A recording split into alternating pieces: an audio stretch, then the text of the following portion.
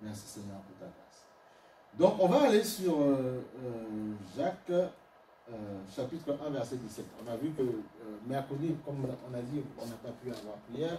Le vendredi, on a fait rapidement, on a prié 30 minutes pour remplacer l'enseignement qu'on a le vendredi. Bon, le Saint-Esprit a voulu changer un petit peu comme ça. Voilà. Donc, on a fait, et là, on a parlé un petit peu de notre Dieu qui est un Dieu excellent, un Dieu rempli de grâce. Amen. Ce Dieu qui ne change pas, ce Dieu, quand il dit quelque chose, il a accompli. Ce Dieu de lumière. Donc, on a rapidement brossé ces versets-là pendant la prière, mais on va essayer de creuser un petit peu ce matin. Vous voyez, c'est un petit peu ce qu'on fait à Christ-François. On prie, on commence un petit peu à enseigner vendredi, et puis le dimanche, on clôture. On essaie d'avoir de l'ordre dans ce qu'on fait, pour que ça fasse plaisir au Seigneur. Voilà. Donc, Jacques chapitre 1, verset 17, il dit ceci, toute grâce, alléluia, toute grâce excellente et tout don parfait descendent d'en haut. Amen. Que Dieu te régénère en ce matin. Toute grâce excellente et tout don parfait descendent d'en haut, du Père des Lumières, chez lequel il n'y a ni changement, ni ombre de variation. Mais non, mais oui, attends. Toute grâce. Mais écoute, qu'est-ce que tu peux m'apporter de plus? Tu ne peux rien m'apporter. Mais non, mais Jésus m'a tout apporté, m'a tout donné. Alléluia. Mais non. Mais non, mais non. Le chrétien doit le comprendre, ça. Voilà. Et ma femme va parfaire ce que dans la chair, elle doit me donner ce que le... Voilà, et moi aussi, ainsi de suite. Il faut que les chrétiens soient équilibrés. Soyons équilibrés un petit peu. Soyons équilibrés. Nous ne devons pas faire les mêmes bêtises, les mêmes casseroles que dans le monde. On ne doit pas avoir tout et n'importe quoi dans l'église. Nous sommes des héros. Nous sommes une caserne sainte. Le dernier cantique qu'on a chanté tout à l'heure, c'était quoi? On disait... qui pourra condamner ceux qui sont délivrés parce qu'ils ont reçu Christ comme Seigneur Sauveur et qui marchent dans l'air sainteté. Amen. Le Seigneur dit aussi, recherchez la paix et la sanctification sans laquelle nul ne verra le Père.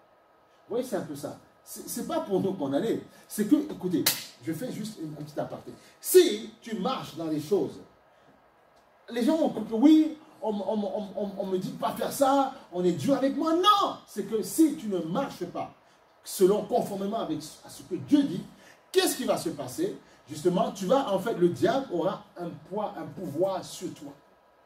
Et voilà pourquoi il y a souvent des vies qui peuvent être bloquées. Parce que tu dis, oui, j'aime Dieu, oui, je célèbre, oui, d'accord, mais il y a quelque chose qui n'est pas bon, qu'il faut changer. Amen.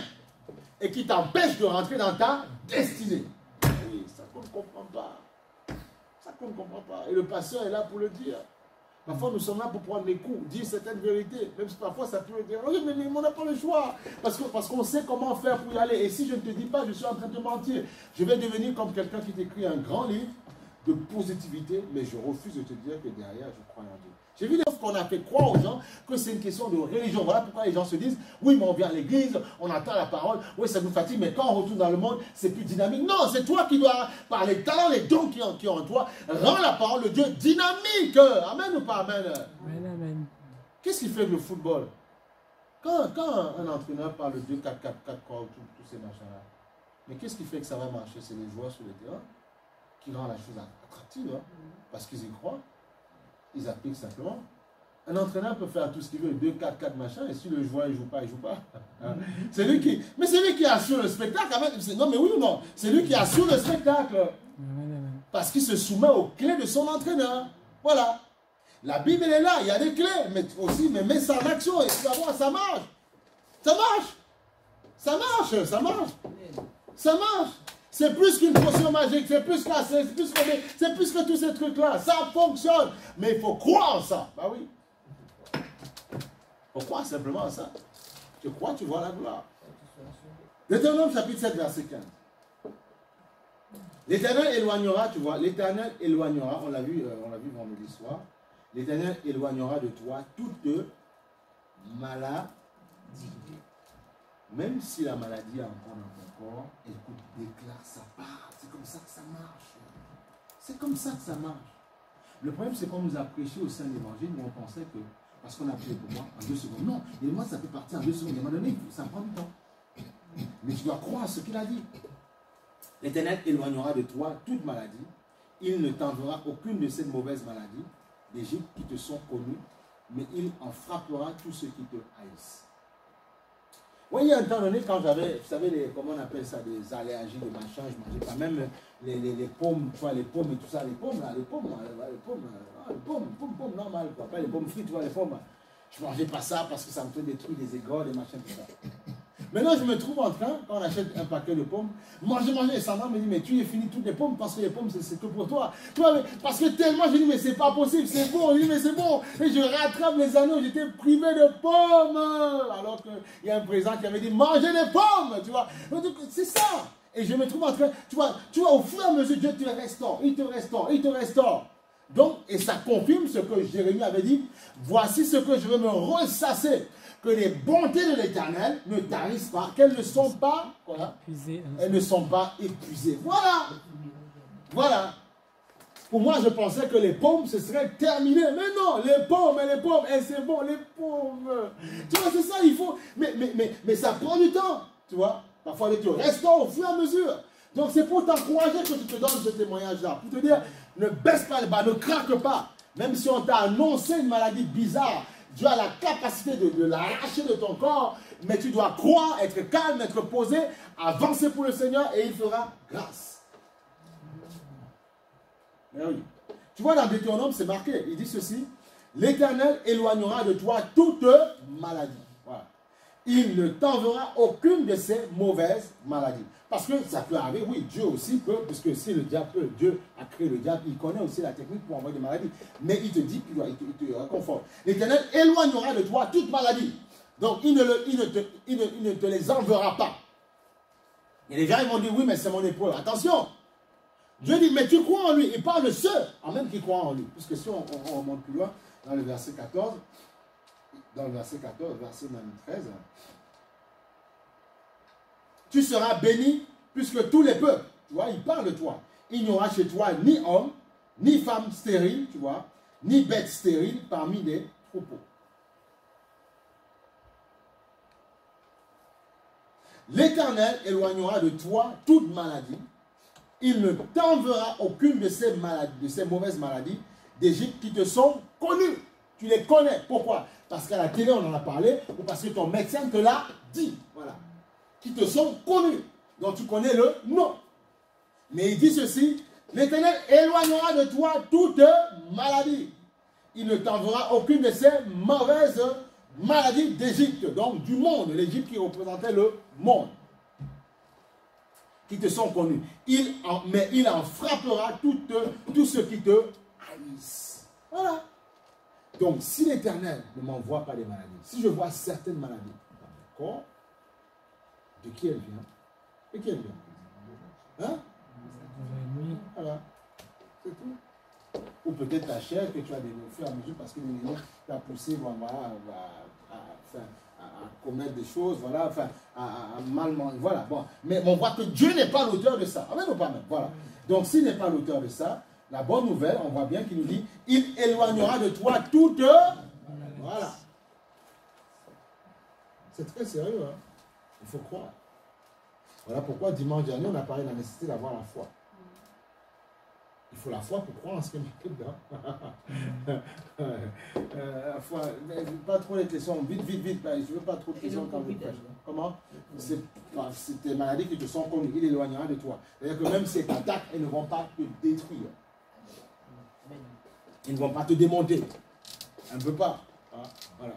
Même moi, j'ai été effleuré par le Covid aussi. Ben oui. Alors, et les propres personnes m'ont dit, eh ben alors, mais quoi. Les propres personnes m'ont dit, mais ah ben t'as pas perdu le goût, rien. Mais non, parce que je marche avec Dieu, c'est quoi le problème? C'est quoi ce problème-là? Voilà.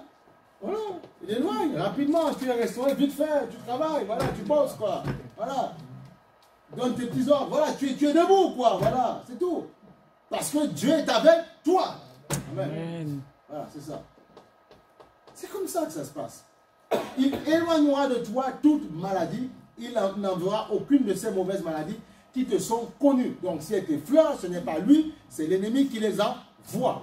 Voilà. Mais Dieu va te garder.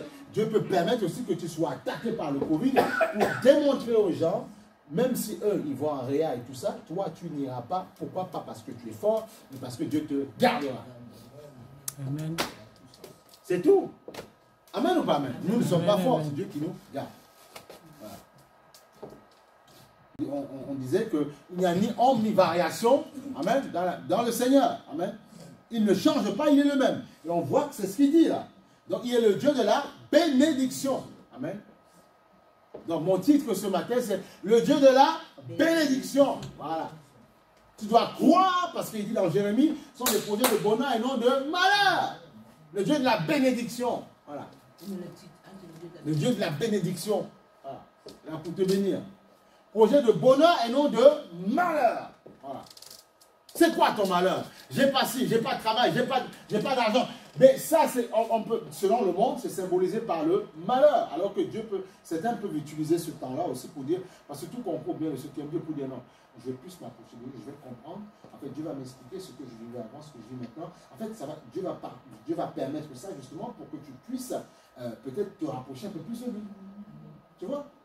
Et peut-être après, demain, avoir un boulot ou un poste tonitruant, comme on dit dans le monde, tonitruant. Amen. Te positionner à la tête. Tu vois, c'est ça. Mais c'est comme ça. Et après, tu viendras donner gloire, le glorifier dans sa maison. Voilà. Amen. Ne mange pas la grâce pour toi. Tu viens donner gloire à Dieu. Alléluia. Dieu est le Dieu de la restauration. Dieu restaure son peuple. Dieu fait du bien. On prend un dernier passage. Tu vois, voilà.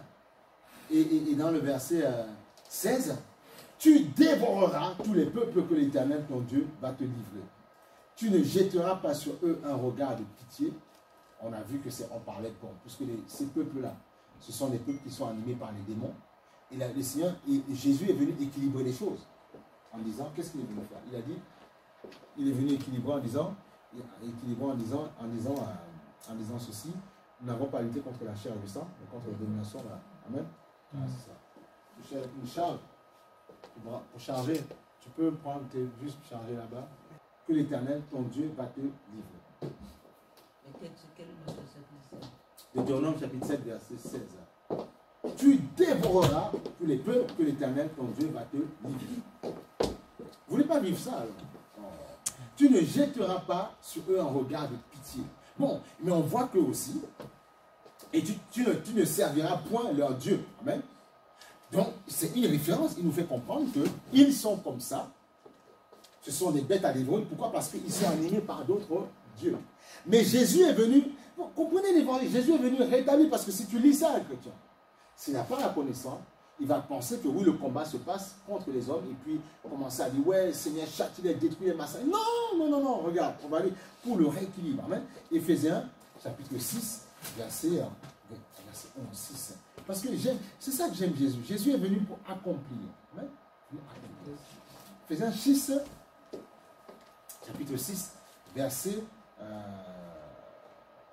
12. Tu vois? C'est pour ça qu'il faut faire des études bibliques. Bien comprendre.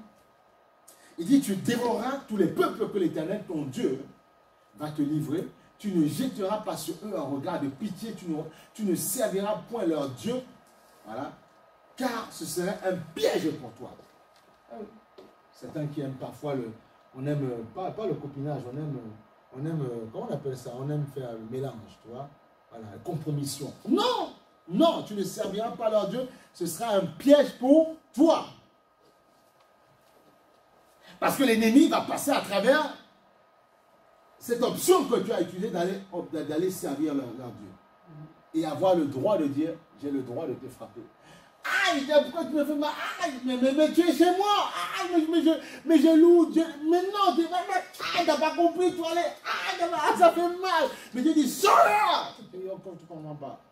Puis non, il faut un petit peu mélanger. Mais tu sais, il faut comprendre, on a le droit. Mais non, on n'a pas le droit. Mais non, il y a des choses que non. Mais non. Je veux être avec quelqu'un.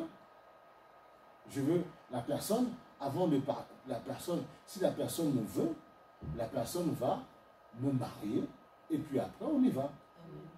Amen. C'est ça. C'est pour ça que parfois nous chrétiens, on peut avoir des problèmes.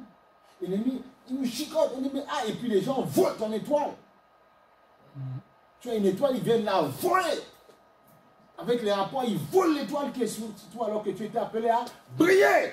Dis non, ils volent et te retient. Alors que tu es un enfant de Dieu, tu retiens. Dis mais je ne comprends pas, j'aime Dieu. Et même quand un pasteur va te parler, oui mais je connais Jésus, je connais ce verset. Dis non, Dieu dit non, tu es dans le cœur de l'autre, sors-là. Et là tu verras, ma gloire va briller sur toi. Vous avez dit compromission, pasteur. Comment? Compromission. Compromission, parce qu'on veut faire comme voilà, on veut servir les autres dieux, c'est tout. Voilà, voilà, voilà. Quelqu'un te dit, mens, tu mens aussi, ça te plaît aussi. Voilà, tu fais des entourloupes, tu vois. Voilà, ces choses-là. Voilà. Et youpi, c'est passé comme une lettre à la poste. Il dit, non, non, moi je t'avais vu. Voilà, tu vois, donc, voilà, bref. Amen. Sourions un petit peu. Donc tu vois, il dit, et ça c'est magnifique, tu vois. Il dit, et pourquoi? On va voir que le Seigneur rééquilibre les choses.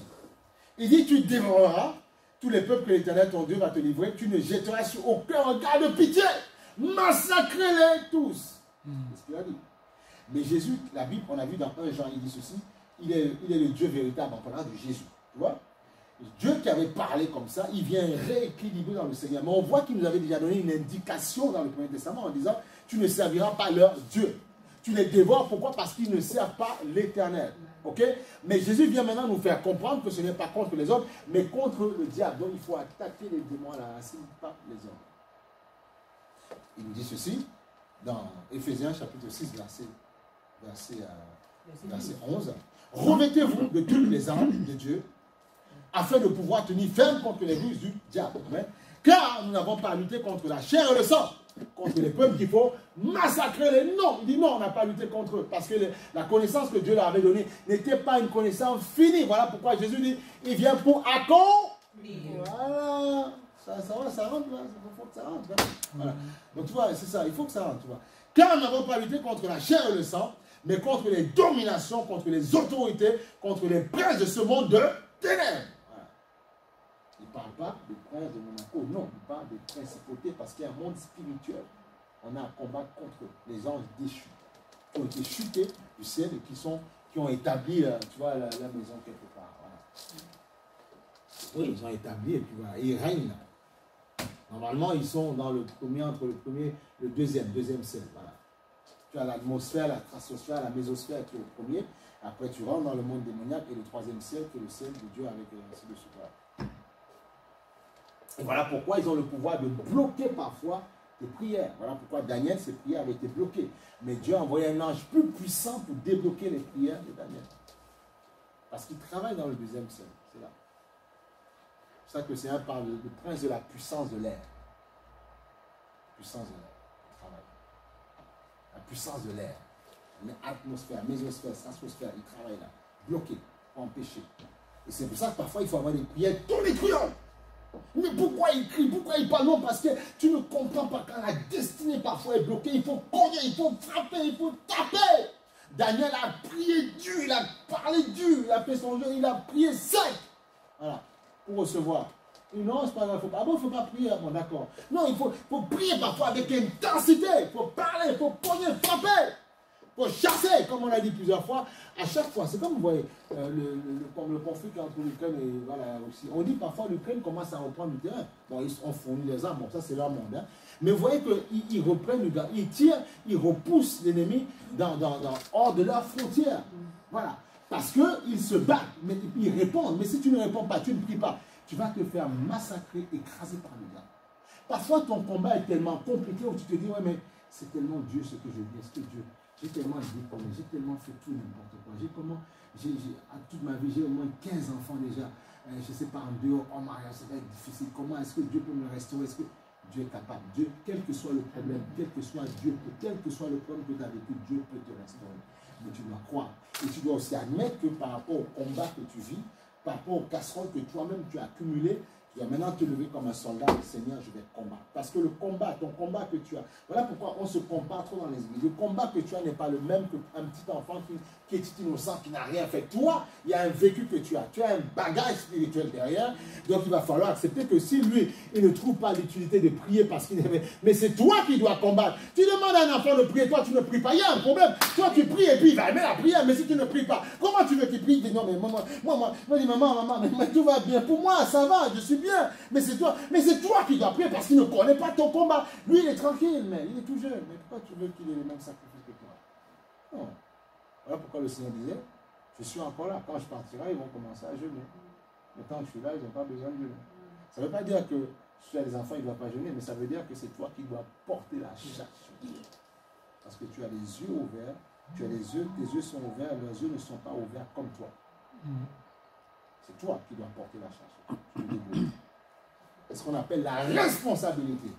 Et quand ils vont grandir, ils seront face à des défis aussi. Ils vont dire, non, mon père, ma mère, ma tante, tout ça, m'a dit qu'il faut se battre. Je vais combattre et j'aurai la victoire. Parce qu'ils auront la victoire, ils m'ont tracé un chemin, je réussirai, je triompherai. Parce que tu leur as montré le pouvoir du combat, de la bataille. Alléluia. Dis-moi amen. Shalom, sokoleva.